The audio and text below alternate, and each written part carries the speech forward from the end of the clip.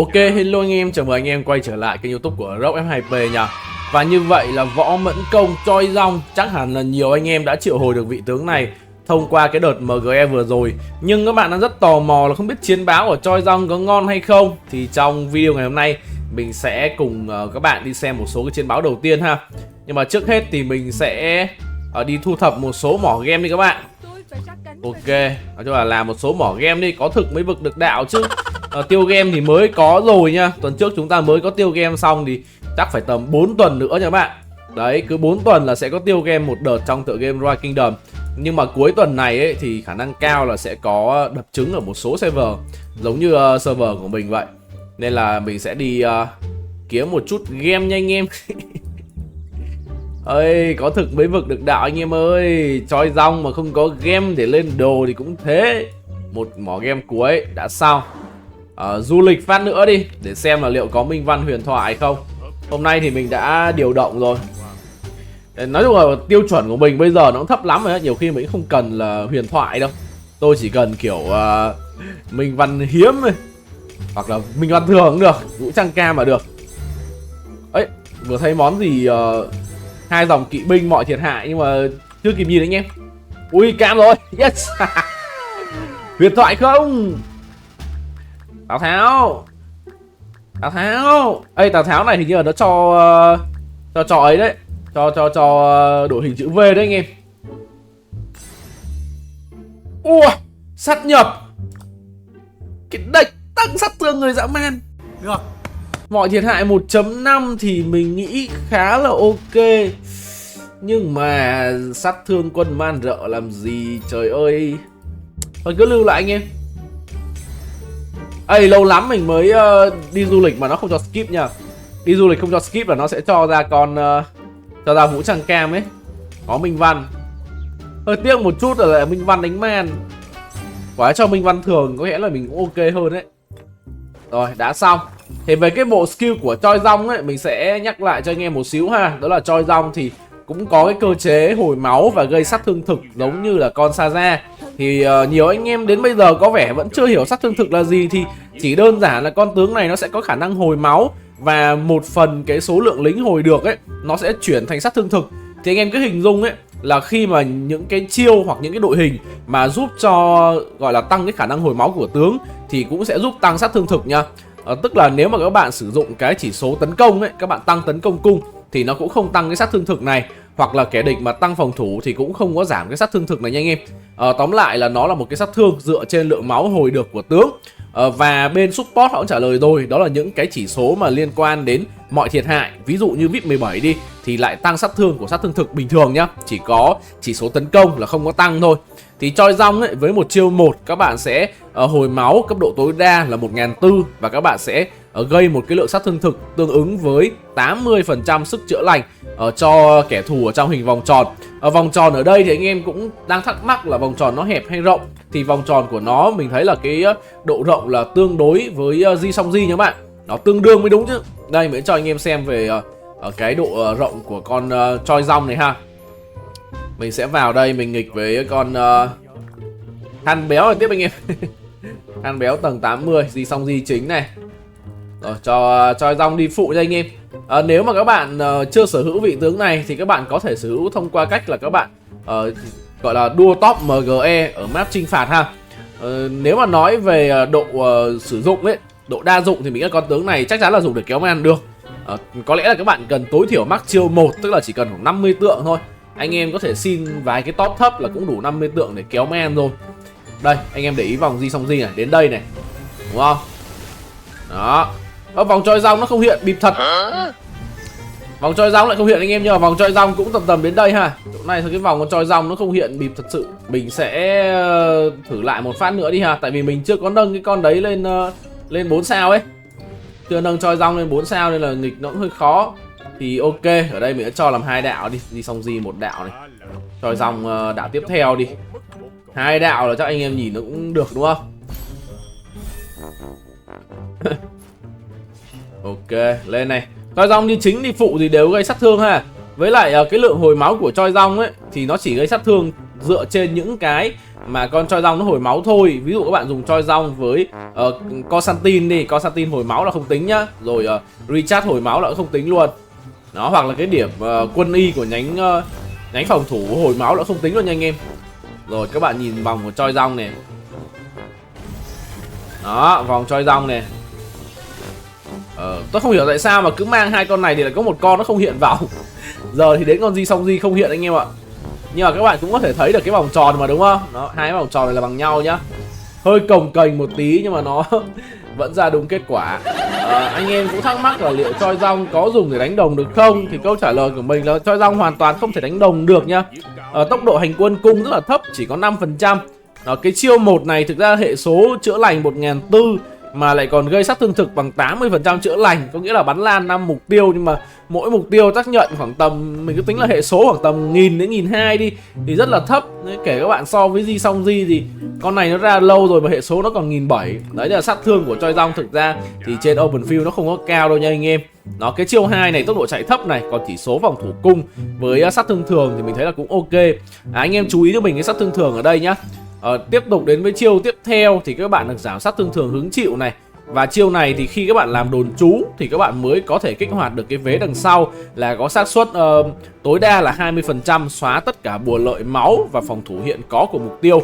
Chiêu 4 thì chỉ khi đối phương là đội quân tập kết, có nghĩa là ví dụ đối phương là rally ấy, các bạn có thể dùng choi rong đánh đồng và Swan rally thì nó cũng có tác dụng. Nhưng mà mình nghĩ là cũng ít ai gọi là tận dụng cái trường hợp đấy. Tại vì các bạn sẽ được tăng cái khả năng chữa lành của choi rong này lên 45%, tức là cũng tăng cái sát thương gây ra từ chiêu 1 nhá. Ngoài ra mà nếu mà choi rong đi chính và Saza đi phụ ấy thì con Saza cũng sẽ tăng chữa lành luôn nếu các bạn sử dụng để swarm cái quân rally. Và nếu mà các bạn sử dụng kỹ năng chủ động ấy thì mục tiêu sẽ bị mất là 10% máu, kéo dài 7 giây, cộng dồn tối đa 5 lần. Như vậy là max là được 50% máu. Và cuối cùng là chiêu chuyên môn thì gây sát thương phản công 25%. Và nếu mà số đơn vị của đội quân mục tiêu thấp hơn đội quân bản thân thì thưởng sát thương phản công 15%. Như vậy tổng là 40%. Và anh em chú ý thêm cái vế sát thương thường 10%. Sát thương thường là cũng bao gồm sát thương phản công luôn. Như vậy thì cái lượng sát thương phản công mà choi rong có thể gây ra ở cấp độ tối đa nó sẽ là 50% nhá. Thì ở đây ấy mình đang nghĩ ra một trường hợp mà anh em có thể dùng choi rong để chơi vui được. Đó là các bạn có thể nhảy ra khỏi thành phố ha. Khi các bạn nhảy ra khỏi thành phố thì lính các bạn sẽ nhiều hơn này. Ví dụ các bạn địch chỉ còn khoảng 300.000 lính đi, mà các bạn nhảy ra khỏi thành phố ấy, các bạn có 400.000 thì lúc đấy các bạn sẽ gây cái sát thương phản công lên tới là 50%. Đây sẽ là một cái lượng sát thương vô cùng lớn ha. Rồi và ở đây thì mình đã có sưu tầm được một số cái chiến báo của ông Chitgu nha. Thì đây là một số chiến báo người ta test ở trong chiếc rương của thần Osiris. Anh em có thể thấy ấy, là cái rally được sử dụng là 1,5 triệu lính này, bên đép là 1,5 triệu lính. Thì cả hai bên đều không có nhồi lính nha anh em. Và đây là kết quả chiến báo test đầu tiên sử dụng cho mình là choi rong kết hợp với Heraclius. Phòng thủ trước rally bên kia là Archer chính với lại Gia Cát Lượng đi phụ. Anh em cũng có thể thấy là kết quả trao đổi ở đây thì choi rong Hera bị lỗ khá là nhiều ha, 232.000 lính với 158.000 lính này. Chúng ta đã xem hết tất cả từng chiến báo, sau đó chúng ta sẽ bình luận về nó sau ha. Chiến báo tiếp theo chúng ta có là choi rong Saza và bên rally là Nepki Justinian. Nepki Justinian là một cặp rally có thể nói là mạnh top đầu hiện tại của kỵ binh rồi, đúng không? Chưa có con kỵ binh nào mới ra mắt cả. Thì kết quả chiến báo rất là lời nhá, lời gần gấp đôi luôn. 331.000 thương nặng cho choi rong và 174.000 thương nặng cho Nepki. Tiếp đó là Dido kết hợp với choi rong, đép trước Henry và Archer, và kết quả thì lại rất bất ngờ là lời gần gấp đôi anh em. Dido với choi rong thì chỉ bị thương nặng có 129.000 thôi, trong khi đó Henry Archer bị thương nặng tới là 253.000. Và thực tế ấy, thì Henry Archer cũng đang là cái rally cung được sử dụng rất là nhiều trong game. Có vẻ là không ổn khi mà rally bằng Henry với con choi rong này rồi. Dido thì hơi ít người có ha.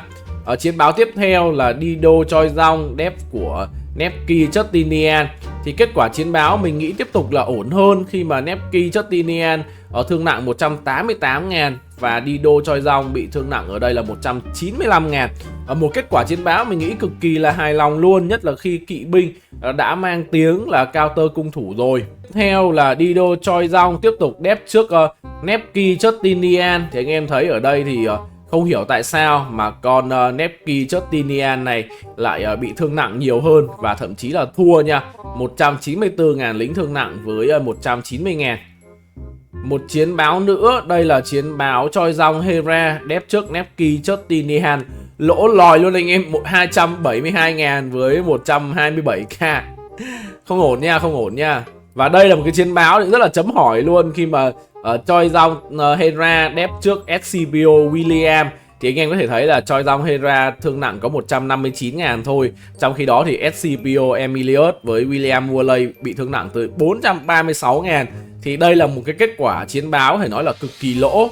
Thực tế thì mình thấy là cái rally SC với lại Willy này ấy, cũng rất ít người xài. Chủ yếu người ta xài là SC Tariq với lại SC Pakkan thôi. Nhưng mà trên cái chiến báo này thì mình nghĩ là SC Tariq có lẽ là cũng không khá khẩm hơn mấy. Thêm một chiến báo nữa của SCPO kết hợp với William thì cũng vẫn là bị thương nặng rất là nhiều, 433.000.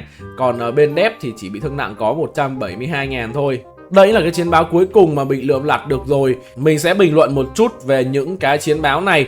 Đầu tiên đó là về Choi Jong Hera ấy, thì đây sẽ là một cặp tướng mà được nhiều người chơi dự đoán là sẽ là key dep trong cái khoảng thời gian tới. Và có thể cũng được dự đoán là cặp dep tốt nhất của Choi Jong luôn. Thì lại cho cái kết quả chiến báo thật sự là không hề tốt. Tuy nhiên thì cả Choi Jong và Hera đều là những vị tướng có khả năng gây sát thương AoE vòng tròn này, hồi máu, búp khiên và gây sát thương phản công rất là lớn. Vậy nên cặp Choi Jong Hera này mình nghĩ là sẽ thật sự phù hợp khi mà chống lại những cái pha swarm. Còn nếu mà bị rally đơn thuần như thế này thì chắc chắn nó không thể nào mạnh được bằng con Dido. Tại vì Dido nó sẽ gây sát thương đơn mục tiêu. Tiếp đó là về Choi Jong Saza thì khi đép với Nepki Justinian rất là lỗ. Bởi vì sao? Bởi vì bộ skill của Saza ấy thì cũng mất khoảng 2 chiêu là không xài được khi đồn trú rồi. Nên là cái việc đép bằng Saza mình nghĩ là cũng không thật sự hợp lý. Có lẽ mình chỉ tò mò là Choi Jong Saza sử dụng để đánh ở trên open field ấy thì có ngon hay không thôi. Cái này thì chắc phải chờ vài hôm nữa có ông nào giàu mắc cả hai con tướng này test thì chúng ta mới biết được ha. Và đây thì có vẻ như cặp tướng mạnh nhất của Choi Jong sẽ là Dido kết hợp với Choi Jong và nhồi full cung ha. Thì khi mà nhồi full cung thì sẽ tận dụng được chỉ số cộng thêm tới từ cả hai vị tướng, cũng như là khả năng trâu bò và debuff khá là tốt tới từ Dido và Choi Jong. Thì kết quả chiến báo mà chống được con Henry Asher này mình nghĩ là cực kỳ tốt nhá. Tại vì Henry Asher thực ra cũng được xài rất là nhiều. Mà Henry Asher như này ấy, thì mình nghĩ là có sử dụng Asher Gia Cát Lượng ấy, thì có lẽ là kết quả chiến báo cũng sẽ lời hơn cho Dido kết hợp với Choi Jong. Về khả năng chống swarm ấy thì mình nghĩ là cặp này chống swarm cũng được. Tại vì Choi Jong bản chất đã có hồi máu với lại tăng sát thương phản công rồi. Điều này cũng thể hiện ở những cái chiến báo đép trước những cái rally kỵ binh như Nepki Justinian. Khi mà kết quả chiến báo dù có bị lỗ nhưng mà mình nghĩ là cũng ở cái mức chấp nhận được. Thậm chí mình nghĩ là khá là ngon so với một cặp đép cung. Bởi vì từ xưa đến giờ có ai dùng đép cung ở trong game đâu. Rất là hiếm Kingdom dùng Dido để đép. Choi Jong Hera thì tiếp tục không thể hiện tốt trước cái cặp tướng kỵ binh khi đép, mà chỉ thể hiện kết quả cực kỳ khủng bố khi mà đép mấy con bộ binh. Thì tại sao lại có kết quả chiến báo nó lệch như thế này? Thì mình nghĩ điều này nó tới từ chiêu 3 của Choi Jong khi mà có xác suất vô hiệu hóa tất cả bùa lợi ở máu và phòng thủ của mục tiêu trong cái khoảng thời gian 5 giây tiếp theo.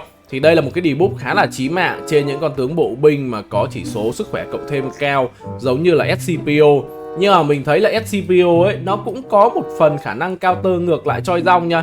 Choi Jong với chiêu 4 ấy các bạn gây debuff đối phương bị giảm máu, thì con SCPOA ấy, nó cũng có khả năng loại bỏ cái debuff này luôn. Anh em có thể thấy là mỗi khi hứng chịu đòn tấn công cơ bản thì có xác suất thanh tẩy tất cả bùa hại máu này. Và trong 3 giây tiếp theo, đội quân được miễn nhiễm bùa hại máu, phòng thủ và giảm sát thương thường hứng chịu. Ở đây chúng ta có thể thấy một cái tương tác mình nghĩ là cũng khá thú vị giữa một con bộ, một con cung. Đó là con cung thì có khả năng giảm máu nhưng con bộ lại có khả năng thanh tẩy cái hiệu ứng giảm máu đấy. Nhưng mà có vẻ cái hiệu ứng mà bỏ qua cái bùa lợi máu và phòng thủ của phía con SCPO này đã khiến cho cặp cung đép rất là khỏe. Và video của mình đến đây cũng là kết thúc rồi. Mình không biết là liệu Choi Jong có được sử dụng nhiều trong thời gian tới ở các map KVK để đép hay không.